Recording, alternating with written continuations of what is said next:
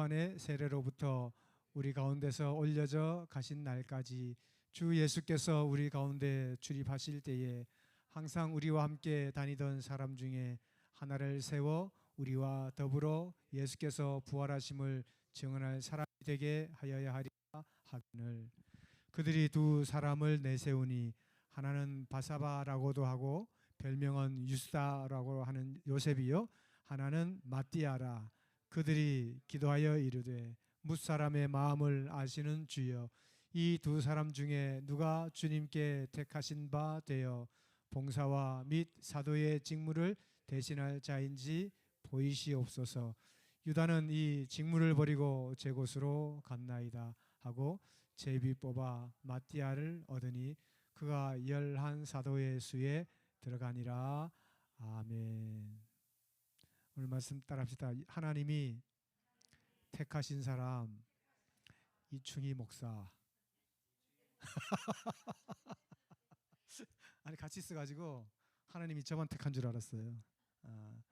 네, 따라합시다. 나는 하나님이 택하신 사람입니다. 믿으십니까? 이충희만 택했다니까 아주 이렇게 기분 나빠하시는 분들이 많더라고요.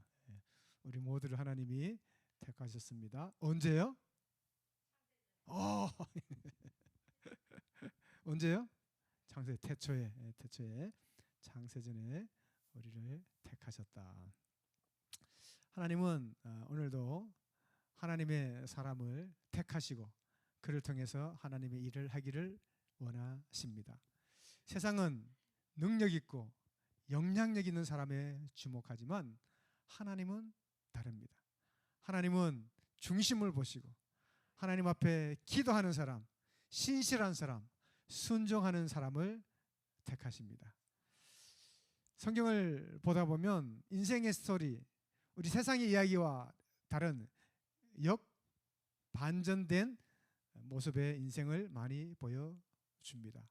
다윗은 저 막내 들판에서 양이나 치는 말제였지만 이스라엘 민족의 최고의 왕이 되었습니다.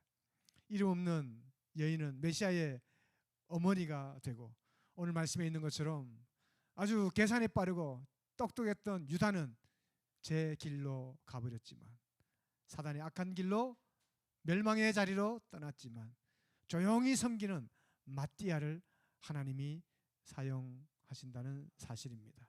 오늘도 하나님은 숨어있는 사람, 하나님이 찾으시고 하나님 앞에서 신실하게 준비되어 기도하는 사람을 오늘 택하신다는 사실을 우리 모두가 깨닫게 되기를 바랍니다.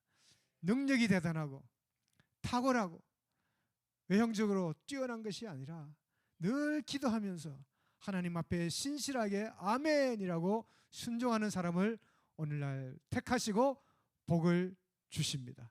그러므로 우리 모두가 기도하는 마음으로 하나님 앞에 아름답게 준비된 하나님의 사명자의 삶을 살게 되시기를 주님 이름으로 축복합니다.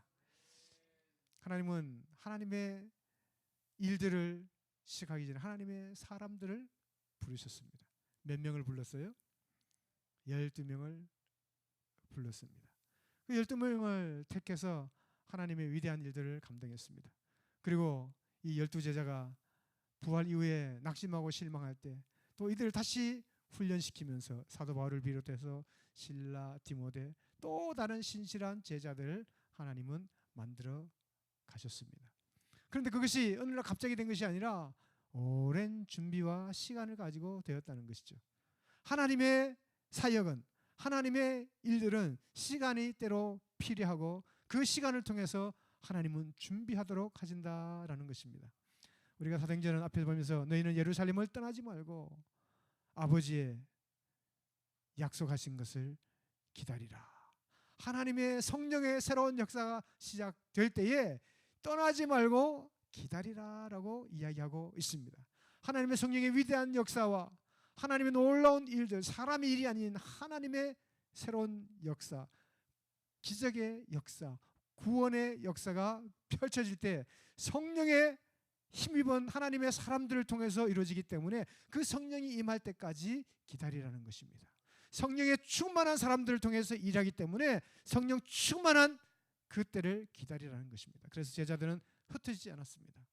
그들은 같이 모였습니다. 그리고 거기서 기도했습니다. 우리도 때로는 하나님의 도우심과 하나님의 응답과 하나님의 성취가 속히 임하면 좋은데 그렇지 않을 때가 있습니다. 그런 사이에 우리의 마음은 불안해지고 미래는 불확실하고 눈앞의 현실은 여전히 빈자리뿐이지만 그때가 바로 하나님이 우리를 영적으로 준비하시는 하나님의 때라는 것을 우리 모두가 기억하게 되기를 바랍니다. 그것을 카이로스라고 이야기합니다. 이 신약에 나오는 크로노스, 사람의 시간과다는 하나님의 카이로스를 준비하면서 그 사이에 그들은 어떻게 기다렸느냐? 첫째로 기도로 기다렸다는 사실입니다. 오늘 사도행전 1장 12절부터 15절까지 말씀을 우리 한번 다시 읽겠는데요. 사도행전 1장 12절부터 시작. 제자들이 감람원이라 하는 산으로부터 예루살렘에 돌아오니 이 산은 예루살렘에서 가까워 안식일에 가기 알맞은 길이라. 들어가 그들이 유하는 다락방으로 올라가니 베드로, 요한, 야고보, 안드레와 빌립, 도마와 바돌로메, 마테와 및 알페오의 아들 야고보, 세롯인 시몬, 야고보의 아들 유다가 다 거기 있어 여자들과 예수의 어머니 마리아와 예수의 아우들과 더불어 마음을 같이하여 오로지 기도에 힘쓰더라. 아멘. 마음을 같이하여 오로지 기도에 힘쓰더라. 그들이 왜 모였습니까? 한 마음으로 뭘 했어요? 기도했다. 한 마음으로 기도했다. 여러분, 기도는 영적 공동체의 심장과 같은 것입니다. 심장이 멎으면 생명이 멈추는 것처럼 기도가 멈춰지면 공동체는 무너지게 되어 있습니다. 이 사도행전의 첫 장면에서 제자들은 탄식과 아픔과 배반과 상처를 가지고 있었지만 그 불안한 미래를 향해서 그들은 오직 기도에 힘쓰면서 브레이크스루 돌파해 나갔다는 것입니다. 여기 전혀 기도에 힘쓰다는 것은 시간이 계속된다는 것만을 이야기하는 것은 아닙니다. 지속적일 뿐만 아니라 하나로 일치되어서 전심전력으로, 다시 말하면 영적 싸움을 싸우러 나아가는 영적 전사와 같이 똘똘 영적으로 뭉쳐져 있는 상태를 의미하는 것입니다. 전혀 한 마음과 한 영적인 무장을 통하여서 이제 모든 사단의 악한 세력들을 물리치러 나가는 준비를 하고 있는 것입니다. 우리 공동체가 이런 예수 그리스도의 심장을 가진 기도의 용사가 되어서 어떤 사단의 세력들도 다 물리칠 수 있는 영적 군사들로 쓰임받게 되기를 바랍니다. 셰펄저는 이야기했습니다. 기도는 하늘의 손을 움직이는 지상에서의 손짓이다. 우리가 이곳에서 기도하면서 하나님 앞에 부르짖는 기도의 손이 하나님의 손으로 연결되어서 하나님의 손이 세상을 움직이는 역사함이 나타난다는 사실입니다. 그래서 그들은 모여서 성령의 임재를 기다리고 마음이 하나가 되었습니다. 이렇듯 기도는 분열된 마음을 하나로 묶고 흩어진 시선을 십자가 앞으로 끌어당기게 해주고 있습니다. 우리의 삶에, 우리의 사역에, 우리의 교회의 모든 분주한 것들과 우리의 과거와 미래에 혼잡한 모든 것들이 있다면 이 시간 주님 앞에 나올 때 기도를 통하여서 성령의 하나 되시는 놀라운 은혜를 경험하게 되기를 바랍니다. 영적인 유무상통, 초대교회와 같이 영적으로 하나가 되는 거예요. 성령께서 이 모든 영적인 운행 가운데 함께 하시니 우리가 주님의 나라와 주님의 영광을 위하여서 한 마음과 한 뜻이 되는 은혜가 있게 되기를 바랍니다. 주님 분주한 일상 가운데 다시 기도의 자리를 회복하게 하시고 기도 없이는 살 수 없는 존재란 것을 고백하게 하여 주옵소서. 오로지 기도에 힘쓰며 오로지 한 마음을 같이 했던 것처럼 우리 교회가, 우리 모든 공동체가 한 영적 공동체가 될 수 있도록 성령의 인도하심 가운데 날마다 무릎 꿇는 성도 되게 하여 주옵소서. 기도하는 우리 모두가 되기를 바랍니다. 이런 영적 공동체가 펼쳐지는 가운데서 사단은 끊임없이 시련을 주고 고난을 주고 아픔을 줍니다. 그 대표적인 사건이 16절, 17절 중심으로 하는 가룟 유다의 이야기입니다. 가룟 유다. 이 가룟 유다는 우리에게 참 조심스러운 이야기입니다. 우리 16절과 17절 한번 읽어볼까요? 시작. 형제들아, 성령이 다윗의 입을 통하여 예수 잡는 자들의 길잡이가 된 유다를 가리켜 미리 말씀하신 성경이 응하였으니 마땅하도다. 이 사람은 본래 우리 수 가운데 참여하여 이 직무의 한 부분을 맡았던 자라. 아멘. 그 예수 그리스도 잡는 길잡이가 다른 누구가 아니라 가장 중요한 것을 맡겼던 유다. 어느 단체나 이 재정을 맡기는 것은 아무한테 맡기지 않잖아요.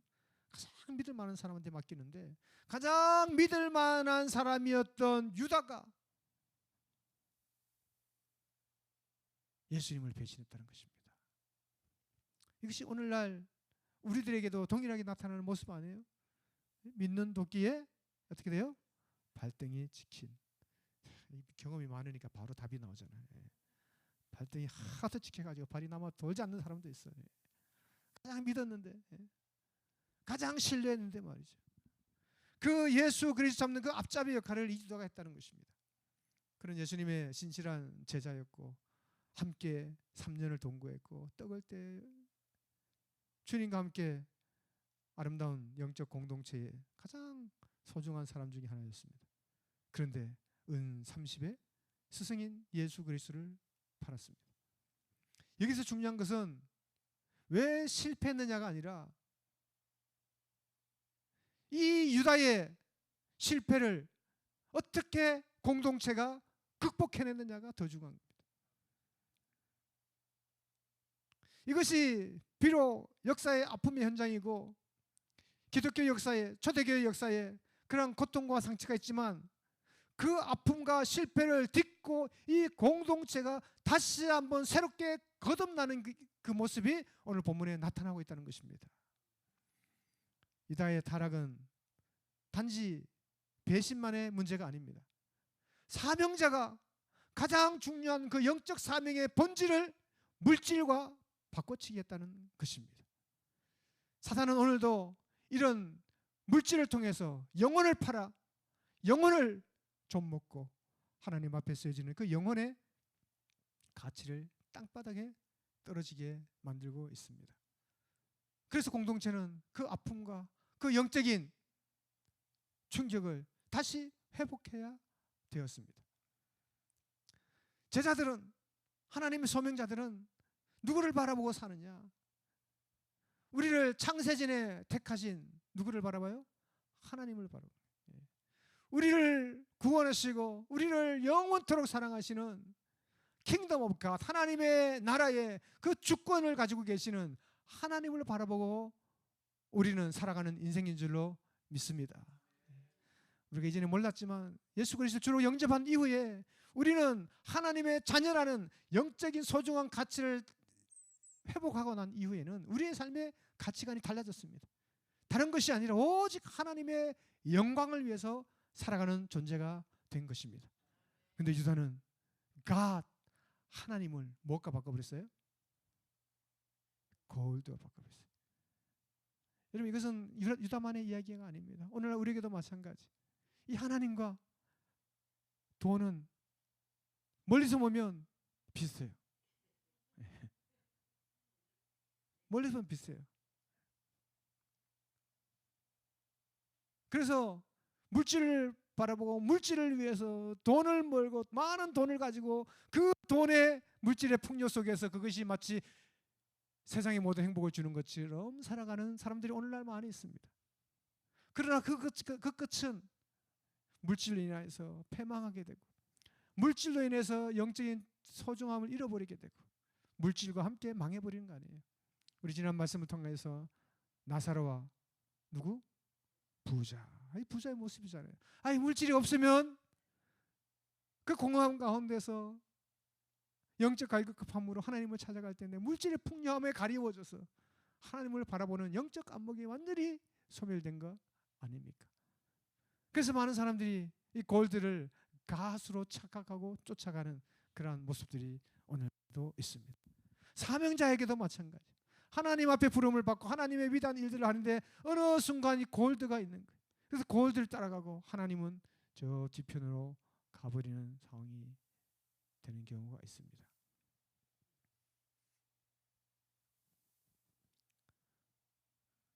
한국에 가면 아딸이라는 떡볶이 회사가 있어요. 들어보셨어요? 네. 한국에서 제일 유명한 이 떡볶이 체인점입니다. 그 체인점이 문산 우리 이 처가댁 근처인데 그 문산에서 아버지하고 딸하고 떡볶이 가게를 했는데 너무 맛있어가지고 이것이 서울에 본점을 내고 전국에 수백 군데 본점을 냈는데 또 그 딸 사위가 누군가 하면 그 신학을 공부한 이렇게 전도사예요. 전도사 목회자 지망생입니다. 돈이 많이 벌다 보니까 목회를 계속 하고 싶겠어요? 기업을 개고 돈이 뭐 수백억 수천억이 뭐 한국 전 세계 뭐 브랜치를 내고 하는데요. 그리고 막 비즈니스를 하더라고요. 근데 어느 날 또 뭐 뉴스에 보니까 뭐 이렇게 이혼 소송을 하더라고요. 이혼 소송 하더니 왜 나중에 이혼까지 했는데 아버지와 딸 브랜드 상표를 누가 가느냐 이 상표 가지고 회사가 또 싸우더라고요. 그래서 나는 참 이분이 이렇게 신학도 하고 목회자가 되기로 했던 분인데 어떻게 이렇게 되었을까 이 생각을 많이 했습니다. 그것은 하나님이라는 믿음의 본질을 도구가 되는 돈과 금과 물질로 잘못 착각해서 바꿔버린 거예요. 이 사도행전 3장에서 이 초대교회 첫 이적에 대해서 또 설교를 하겠지만 사람들은 물질을 바라보면서 물질을 구하는 그 사람 불신자들 세상 하나님을 믿지 않는 세상에서는 그것을 최고로 알고 그것을 쫓아가지만 하나님은 그 골드의 끝이 물질의 끝이 멸망이고 절망이고 패망이라는 것을 알려주시는 것입니다. 우리 인생의 주인이신 하나님을 우리의 주인으로 믿고 사는 영적 본질을 가지고 있을 때 그 목적을 위해서 물질이 아름답게 사용되는 것입니다. 이런 물질이 그렇게 중요해요? 많은 돈 주면 저한테 주면 제가 좋다고 받겠습니까? 네. 네, 받지요. 돈이 많이 필요합니다. 네. 근데 그 돈을 어디를 위해서 사용하고 무엇을 위해 사용하는 거예요? 많은 돈을 가지고 있어도 아까 전에 식사할 때도 저녁도 안 드시는 분이 있더라고요. 많은 돈이 있어도 만두 몇 개 먹을 이게 위통이 있어 만두도 다이어트 한다고 못 드시고 말이죠. 엄청난 돈이 있어도 나중에 80, 90대면 하루 세 끼 미역만 먹고 그렇게 생활하는 분들 많더라고요. 많은 돈을 가지고 그 돈에 파묻혀서 그 돈이 하나님인 줄 착각하고 살아가서 인생마저도 망쳐버리는 것이 아니라 하나님이란 그 우리 삶의 최고의 본질을 알고 하나님의 영광을 위해서 물질을 아름답게 사용할 수 있는 지혜로운 우리 모두가 되기를 바랍니다. 그게 청교도 정신이에요. 청교도는 물질을 배격하는 것이 아니라 열심히 해서 물질을 가지고 그 물질을 가지고 어떻게 해요? 하나님의 영광을 위해서 살아라라는 것입니다. 그런데 이 물질을 유다는 우상화를 했습니다. 그래서 멸망의 길로 가게 된 것입니다. 우리가 가진 물질, 세상에 가진 우리의 모든 조건들 이것을 무엇을 위해서 쓰느냐, 누구를 위해 쓰느냐, 정말 하나님을 향한 그 섬김의 자리에 사용하고 있느냐, 그게 중요한 거예요. 세상의 물질은 예수의 영광을 사기에 너무나 싸구려였다. 이것이 이 세상을 살아가는 사람들의 고백입니다. 물질은 다 없어지고 소진되고 오히려 가치가 없는 것이고 더 영원한 가치 예수 그리스도의 영광을 위해 살 수 있는 것이 우리의 목표가 되기를 바랍니다. 초대교회가 한 마음으로 기도해서 이 공동체가 영적 본질을 가지고 영적 우선순위를 가졌던 것처럼 말이죠. 오직 하나님의 영광을 위하여서 물질이 아니라 하나님이 기뻐하시는 사명자의 삶을 살아가는 우리 모두가 되면 좋겠습니다. 그래서 이 물질을 추구했던 가룟 유다가 멸망의 길로 생을 마치고 난 이후에 하나님은 그 자리를 대신할 수 있는 새로운 하나님의 사명자를 뽑기로 결정했습니다. 사도행전 1장 23절부터 26절까지를 같이 읽도록 하겠습니다. 1장 23절 시작. 그들이 두 사람을 내세우니 하나는 바사바라고 하고 별명은 유스다라고 하는 요셉이요, 하나는 마띠아라. 그들이 기도하여 이르되 무사람의 마음을 아시는 주여, 이 두 사람 중에 누가 주님께 택한 바 되어 봉사와 및 사도의 직무를 대신할 자인지를 보이시옵소서. 유다는 이 직무를 버리고 제 곳으로 갔나이다 하고 제비 뽑아 마띠아를 얻으니 그가 열한 사도수에 들어가니라. 아멘.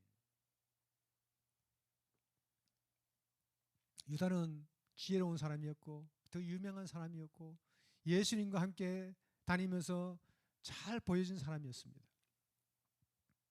그러나 마띠아는 저 숨어서 묵묵히 눈에도 보이지 않던 사람이었습니다. 이 가룟 유다의 세상적인 모습 속에서 멸망의 끝을 보여줬다면 이제 이 공동체는 다시 그 실수를 저지르지 않기 위해서 더 기도하고 새로운 사명을 위한 준비를 하게 되었습니다. 그것은 새로운 소명자를 찾아 나서는 것입니다.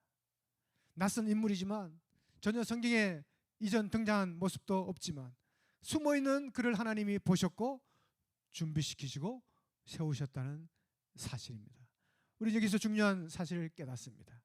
우리가 사역하면서 우리가 살아가면서 여러 실패를 경험하고 여러 시행착오를 경험하지만 그때마다 그 교훈을 삼아서 하나님은 새로운 하나님의 사람을 찾으시고 보내주신다는 사실입니다.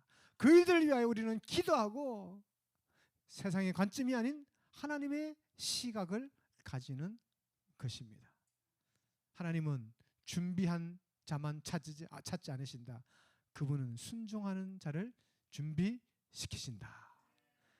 아멘하고 순종하고 하나님의 위대한 일들을 위하여 하나님의 영광을 위하여 순종하는 자를 하나님이 그를 준비시키고 만들어 가신다는 사실입니다.